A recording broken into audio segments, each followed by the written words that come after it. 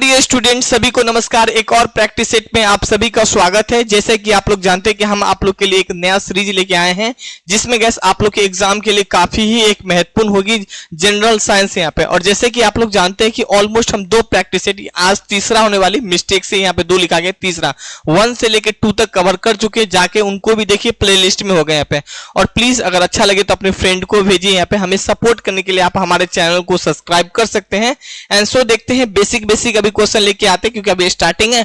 आने वाला समय में आप खुद पे खुद देखोगे क्वेश्चन का लेवल भी मॉडरेट और डिफिकल्ट हर वो तरीका से हम आप लोग के बीच कवर कराएंगे। थोड़ा सा ये हम रख लीजिएगा यहाँ पे, ठीक है डियर। तो चलते हैं क्वेश्चन 1, और बहुत ही बेसिक क्वेश्चन है। आई थिंक आप में से सभी को इनका रिप्लाई दे देंगे, ऐसा कोई सा स्टूडेंट है नहीं है जो इनका रिप्लाई नहीं दे पाएंगे यहाँ पे। एंड क्वेश्चन 1 देखिए, यांत्रिक ऊर्जा को, यांत्रिक मतलब मैकेनिकल ऊर्जा को विद्युत मतलब इलेक्ट्रिकल एनर्जी में बदलता है यहाँ पे। मतलब यांत्रिक एनर्जी को इलेक्ट्रिकल एनर्जी में बदलता है तो डायनमो बदलता है, या विद्युत मोटर, या शॉर्ट सेल, या विद्युत सेल। मिस्टेक से विद्युत खेल लिखा गया पे। हाल का अगर मैं इनका आंसर की बात करूं तो डायनमो हो जाएगा। ऑप्शन ए इसका करेक्ट आंसर हो जाएगा। ऑप्शन आपको दिख पा रहा होगा यहाँ पे, ये है गैस डायनमो। आप लोग अगर गौर से होंगे तो जनरेटर जानते होंगे, ठीक है। आप जनरेटर, जैसे कि ये जनरेटर वाला पार्ट हो जाती है, इंजन वाला पार्ट, और ये देख सकते हैं ये शाफ्ट, ये शाफ्ट है ना गैस, ये जनरेटर से कनेक्ट होती है, और ये क्या कहते हैं इलेक्ट्रिकल सप्लाई देती है, तो हमें बिजली मिल पाता है। जानते भी होंगे आप में से बहुत सारे यहाँ पे। तो यही तो है, ये जनरेटर का काम क्या है, ये इंजन वाला क्या काम करता है, ये मैकेनिकल का काम करता है यहाँ पे। और ये हमें मेन सप्लाई क्या देती है यहाँ पे, इलेक्ट्रिकल देती ही नहीं, यहाँ पे इलेक्ट्रिकल ही एनर्जी मिलती है, तभी तो बिजली चलती है। तो यही तो क्वेश्चन है यहाँ पे। ये हो गया मैकेनिकल, और ये क्या हो गया, इलेक्ट्रिकल एनर्जी हो गया। इसी को बदलते हैं यहाँ पे, तो कौन बदलता है, डायनमो बदलता है। तो इसलिए हम डायनमो को टिक मार लीजिए। क्वेश्चन को समझना है, साइंस वाले क्वेश्चन को यहाँ पे। अब विद्युत मोटर का काम क्या करता है, जस्ट इनका अपोजिट करता है। जैसे घर में पानी वगैरह जो देता है तो वो मोटर ही तो होता है यहाँ पे। तो मोटर क्या करता है, तो मोटर में क्या करता है, जैसे हम मोटर खरीद के लेके आ गए यहाँ पे, तो ये मोटर से हमें इलेक्ट्रिकल एनर्जी दी यहाँ पे, ठीक है। और इससे हमें क्या मिलता है, पानी जो निकलता है वो एक मैकेनिकल फॉर्म में निकलता है। इनका जो काम होता है वो मैकेनिकल होता है। इलेक्ट्रिकल एनर्जी से क्या काम करता है, ये मैकेनिकल एनर्जी में कन्वर्ट करता है यहाँ पे। तो ये भी जानकारी सकते हैं। अब ये शॉर्ट सेल क्या होता है, जो छत पे लगा होता है पैनल, जिससे बिजली मिल पाता है यहाँ पे। तो क्या होता है, सूर्य से किरण आता है, मतलब एक आप बोल सकते हैं हीट एनर्जी, ठीक है। और इसके बाद हमें किस फॉर्म में कन्वर्ट करते हैं, इलेक्ट्रिकल एनर्जी, क्योंकि हम बल्ब वगैरह जलाते हैं तो इलेक्ट्रिकल एनर्जी में कन्वर्ट करता है। तो बेसिक रूप में आप ये सब चीज जानकारी रख सकते हैं यहाँ पे, ठीक है। डोंट वरी, मुझे मालूम है क्वेश्चन बहुत ही बेसिक है, लेकिन हमें हर टाइप का क्वेश्चन कवर कराना है, मेरा काम बनता है यहाँ पे। बहुत सारे बच्चे न्यू जुड़े होते हैं यहाँ पे। क्वेश्चन 2 यहाँ पे हम लोग बात कर रहे हैं। 2 क्वेश्चन काफी अच्छा क्वेश्चन है। शुद्ध जल का क्वथनांक का फ़ारेनहाइट स्केल क्या होगा। क्वथनांक को बोलते हैं बॉइलिंग पॉइंट यहाँ पे, और फ़ारेनहाइट में पूछ रहे हैं यहाँ पे। 100 सेल्सियस होगा, 104 सेल्सियस होगा यहाँ पे। और अगर हम बात करने वाले हैं ऑप्शन नेक्स्ट देखें, 232 सेल्सियस होगा और 212 सेल्सियस होगा। अगर मैं इनका आंसर की बात करूं, देखिए इस क्वेश्चन को है ना आप इस रूप में कर सकते हैं। पहले क्वेश्चन को, बाद में आंसर को टिक लाएंगे, लेकिन पहले क्वेश्चन समझ लेते हैं। अब हमें शुद्ध जल का क्वथनांक, बॉइलिंग, कोई भी पानी को हमें बॉइल करने के लिए लगभग 100 सेल्सियस चाहिए यहाँ पे। जैसे कि आप लोग जानते हैं यहाँ पे 100 सेल्सियस पे बॉइल होने लगते हैं यहाँ पे, लेकिन ये फ़ारेनहाइट में चाहिए यहाँ पे। अब फ़ारेनहाइट में पूछ रहा है तो एक फार्मूला याद रख लीजिए। फ़ारेनहाइट बराबर होता है यहाँ पे, F बराबर होता है 9/5, ठीक है, इंटू सेल्सियस यहाँ पे, ठीक है। इनको कर लेंगे और प्लस यहाँ पे क्या जोड़ देंगे, 32 जोड़ देंगे। ये याद रख लीजिएगा, फ़ारेनहाइट में आ जाएगा यहाँ पे। अब 9 है और 5 लिख देंगे यहाँ पे। और सेल्सियस कितना है यहाँ पे, 100 सेल्सियस यहाँ पे चाहिए यहाँ पे बॉइल करने के लिए, बिल्कुल 100 सेल्सियस। अब इनको प्लस 32 कर देंगे यहाँ पे। अब इससे काट देंगे तो कितना हो जाएगा, 20×5 100 हो जाएगा, 9×2 18, कितना हो जाएगा, 180 हो जाएगा। 180 में 32 जोड़ दे दीजिएगा, कितना हो जाएगा, 212 हो जाएगा यहाँ पे फ़ारेनहाइट। तो आंसर में कहीं 212 दिया है क्या, ऑप्शन ए में तो दिया नहीं यहाँ पे, तो ऑप्शन ए कट हो जाएगा यहाँ पे, ठीक है।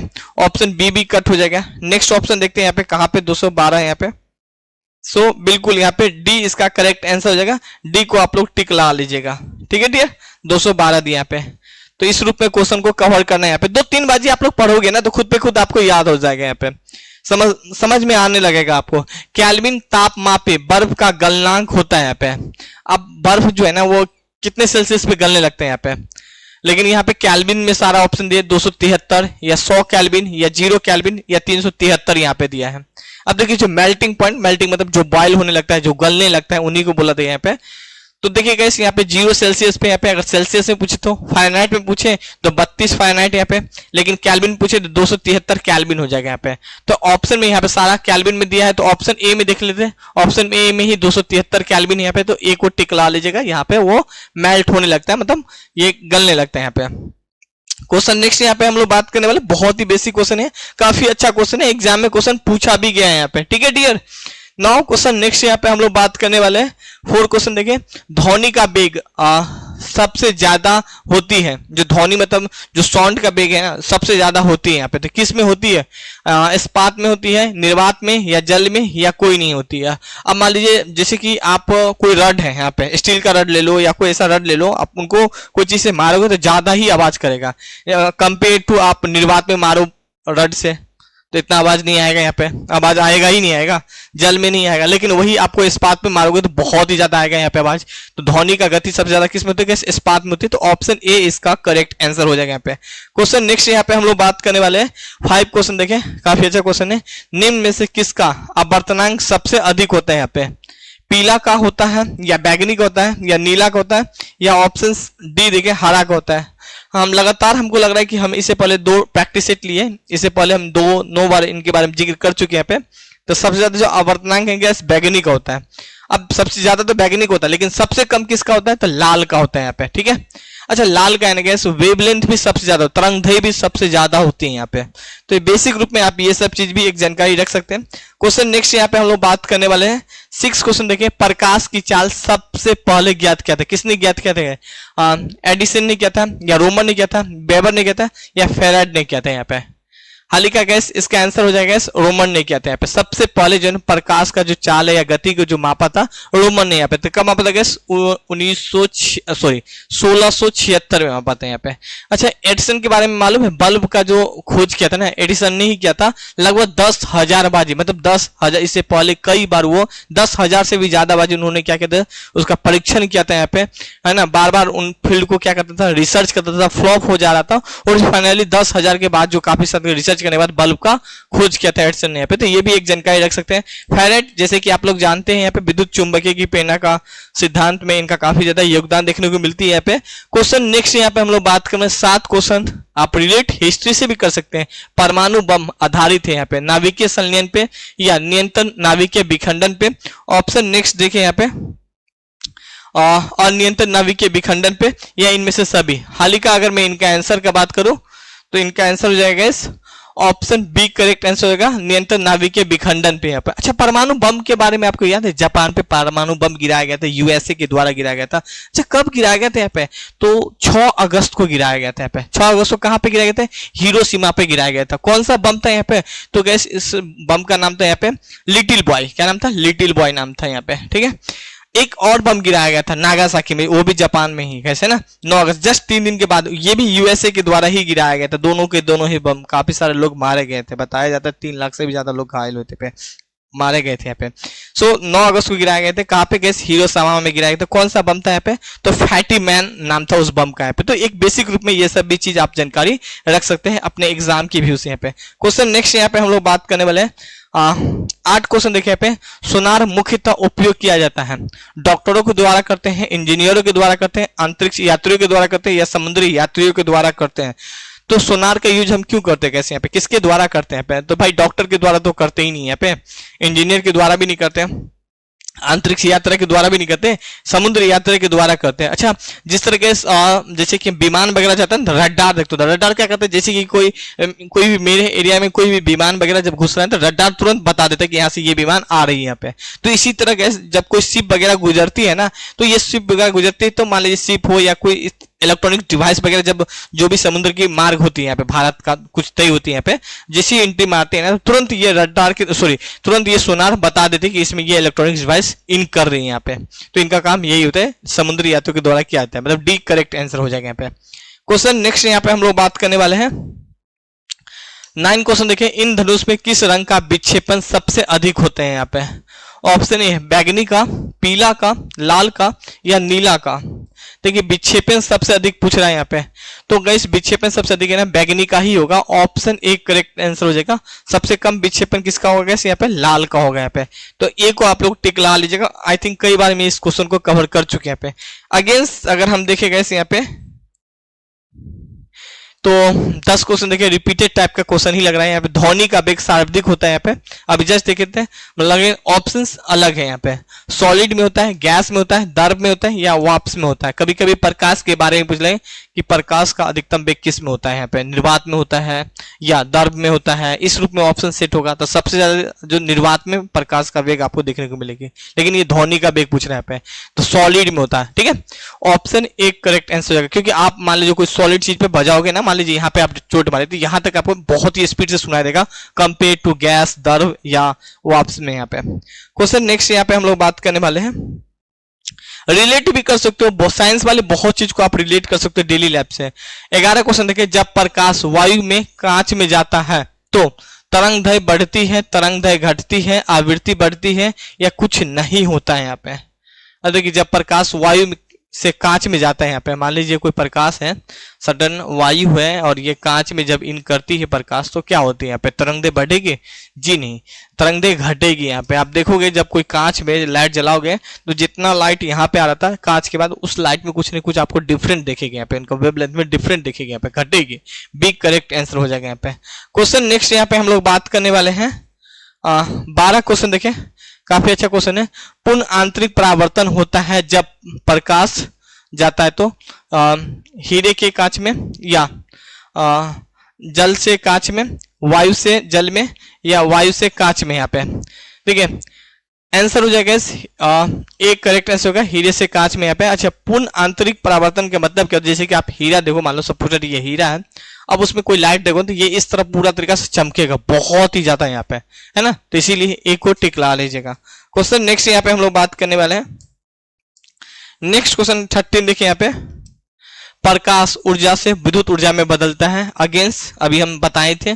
और सेम इस क्वेश्चन को देखिए कुछ अलग तरीका से सेट किया गया, डायनेमो, विद्युत मोटर, सौर सेल और विद्युत सेल यहाँ पे, है ना, बताए थे ना कि एक ही क्वेश्चन को कई तरीका से थोड़ा सा चेंज करके फिर क्वेश्चन बना दिया जाएगा। तो सेम देख सकते हैं यहाँ पे एग्जाम में क्वेश्चन पूछा भी गया, यहाँ पे प्रकाश है ना, सोलर एनर्जी, कहाँ पे, सौर ऊर्जा, यहाँ पे यही था ना, जो प्रकाश एनर्जी को विद्युत एनर्जी में सौर सेल ही था, तो आप देखते हैं छत पे लगाते होंगे सोलर सेल, यहाँ पे प्रकाश से एनर्जी मिलता है, फिर हमें इलेक्ट्रिकल एनर्जी मिलता है यहाँ पे। ठीक है, विद्युत मोटर बताए थे, यहाँ पे इलेक्ट्रिकल एनर्जी देते हैं, फिर इलेक्ट्रिकल से हमें मैकेनिकल मिलता है। यहाँ पे डायनो बताए थे, यहाँ पे जनरेटर मैकेनिकल एनर्जी देते हैं, फिर मैकेनिकल से हमें क्या मिलती है, बिजली मिलती है। यहाँ पे पीछे डायनो लगा था, डायनो की मदद से, तो मैकेनिकल से देते हैं। यहाँ पे विद्युत सेल आप लोग जानते हैं, यहाँ पे बैटरी वगैरह यही तो होता है। यहाँ पे केमिकल से हमें इलेक्ट्रिकल में काम करने की देते हैं यहाँ पे, है ना, तो एक बेसिक रूप में ये सब चीज भी आप एक जानकारी रख सकते हैं यहाँ पे। क्वेश्चन नेक्स्ट देखें यहाँ पे, एंड 14 क्वेश्चन देखिए, काफी अच्छा क्वेश्चन है यहाँ पे। सूर्य के केंद्र पे ताप होता है, जो सूर्य होता है, सन होता है, उसके केंद्र में जो ताप कितना होता है, 1.5 इंटू 10 के पावर में 7, 2.5 इंटू 10 के पावर में 7 के, 1.4 इंटू 10 के 1.4 इंटू 10 के पावर में 7 यहाँ पे। तो ये है सूर्य, और इससे रिलेटेड मैंने बहुत सारे पॉइंट यहाँ पे मेंशन किया हूँ। आई थिंक आपके एग्जाम के लिए काफी एक महत्वपूर्ण होगा। जैसे कि गैस अगर हम पृथ्वी सूर्य का आकार देखें तो पृथ्वी से 100 गुना बड़ा है यहाँ पे। ठीक है, जितना पृथ्वी है ना उससे 100 गुना आप जोड़ लो, उससे भी बहुत बड़ा है यहाँ पे गैस सूर्य। ठीक है, इनके अलावा इसकी उम्र कितना है गैस, तो 4.5 अरब साल कुछ इसका उम्र है यहाँ पे। इनके अलावा पृथ्वी से दूरी कितना है पे, तो 15 करोड़ किलोमीटर दूर है यहाँ पे। तो अभी तक जाना बहुत ही मुश्किल हो गया यहाँ पे, अभी तक कोई गया नहीं यहाँ पे। ग्रह बात करने वाले गैस 8 ग्रह है जैसे कि जानते हैं। अब यही ताप पूछ लेते हैं, टेम्परेचर पूछ लेते हैं, तो 5973 सेल्सियस से लेकर लगभग आप करोड़ों में गिन सकते हैं यहाँ पे।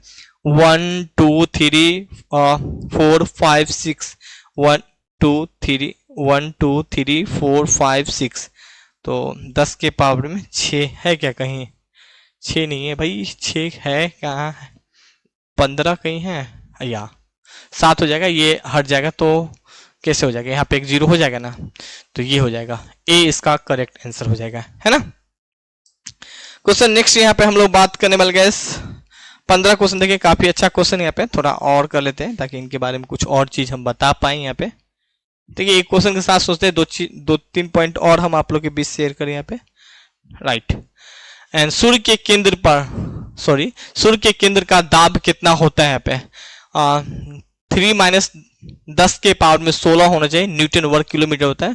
एंड 3 × 10 न्यूटन वर्ग किलोमीटर, 2 × 10 के पावर में 6 न्यूटन वर्ग किलोमीटर, 2 × 10 न्यूटन वर्ग किलोमीटर।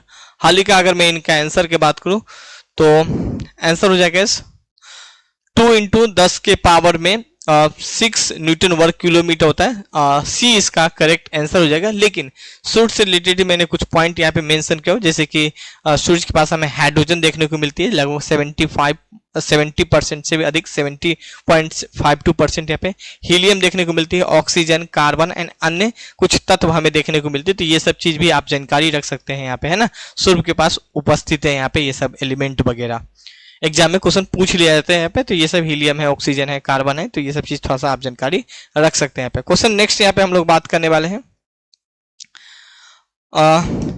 देखिए पीडीएफ हम आपको भेज नहीं पाते, एक्चुअली है क्या, हम भूल जाते हैं, बार बार बोले पीडीएफ, तो आप लोग भी एक बार कमेंट कर दीजिएगा तो हम पीडीएफ शेयर कर देंगे। और प्लीज एक फ्रेंड को आप लोग जरूर शेयर कीजिएगा, हमें सपोर्ट जरूर करिएगा, क्योंकि हम सोच रहे हैं डेली ही आप लोग के लिए साइंस तो एटलीस्ट लेके आए ही यहाँ पे। क्वेश्चन यहाँ पे 16 बात करने वाले, एक कार की बैटरी में प्रयुक्त विद्युत उपघटक होती है यहाँ पे।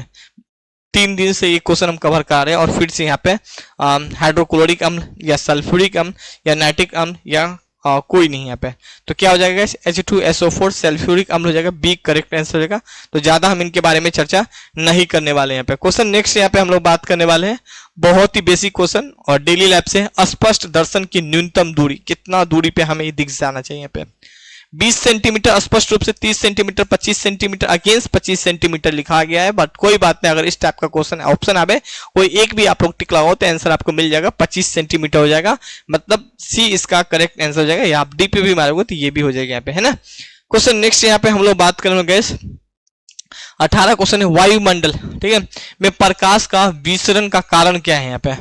तो धूल का कण है क्या, या हीलियम है, या जल वाष्प है, या कार्बन डाइऑक्साइड है यहाँ पे, ठीक है। ये किसके कारण से होता है? धूल के कण के कारण से होता है। ऑप्शन ए करेक्ट आंसर हो जाएगा।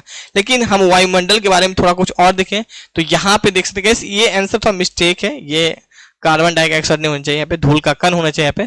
तो हमें है ना गैस, अगर सबसे ज्यादा अगर बात करें वायुमंडल में हमें क्या देखने को मिलती है? नाइट्रोजन देखने को मिलती है, ये भी आप जानकारी रख सकते हैं यहाँ पे। फिर उसके बाद हमें ऑक्सीजन 20.9% है, फिर इसका अदर गैस आपको देखने को मिलेगी, आर्गन देखने को मिलेगी यहाँ पे, फिर कार्बन डाइऑक्साइड देखने को मिलेगी। तो ये कुछ हमें एटमॉस्फेयर में देखने को मिलती है गैस, तो ये सब चीज भी जानकारी रख सकते हैं यहाँ पे। क्वेश्चन यहाँ पे हम लोग बात करें 19 प्रकाश की गति किसके बीच जाते हुए न्यूनतम होती है यहाँ पे? कांच के बीच होती है, अभी जस्ट हम बात करते हैं यहाँ पे, निर्वात के बीच होती है, जल के बीच होती है, या वायु के बीच होती है। इस टाइप का क्वेश्चन हम इस प्रैक्टिस सेट में लगभग 3 सेट किए हैं, 3 या 4 सेट किए हुए हैं, और कुछ न कुछ डिफरेंट करके सेट किए यहाँ पे। थोड़ा बहुत भी अगर ज्ञान होगा तो आराम से सब क्वेश्चन को आप लोग कवर कर लेंगे। प्रकाश की गति किसके बीच में न्यूनतम होगी? कांच में, निर्वात में, या जल में, या वायु में होगी यहाँ पे। अभी जस्ट देखे थे, कांच में न्यूनतम हो जाएंगे यहाँ पे, है ना। और सबसे जो अधिक होगी गैस तो वो कहाँ पे होगी? निर्वात में होगी। तो कांच को टिक ला लीजिएगा, ए इस करेक्ट आंसर हो जाएगा यहाँ पे। क्वेश्चन यहाँ पे हम लोग बात करें 20 क्वेश्चन है और आखिरी क्वेश्चन है, काफी अच्छा क्वेश्चन है। सूर्य की ऊष्मा पृथ्वी पर कैसे पहुंचती है? तो चालन के द्वारा, या विकिरण के द्वारा, ठीक है, या संवहन के द्वारा, या परावर्तन के द्वारा। यहाँ पे तो किसके द्वारा पहुंचती है यहाँ पे? तो गाइस ये जो है ना विकिरण के द्वारा पहुंचती है, बी इसका करेक्ट आंसर हो जाएगा यहाँ पे। अब देखिए मैं आपको बार बार बोलता हूँ ना कि साइंस क्वेश्चन को थोड़ा समझिए और फिर ऑप्शन को टिक लगाइए यहाँ पे। तो आज के लिए हम केवल 20 क्वेश्चन रखते हैं। आई होप आपको ये लेक्चर काफी अच्छा लगा होगा। तो अपने फ्रेंड को भी आप लोग शेयर कर सकते हैं, हमें सपोर्ट कर सकते हैं। Thank you, have a nice day.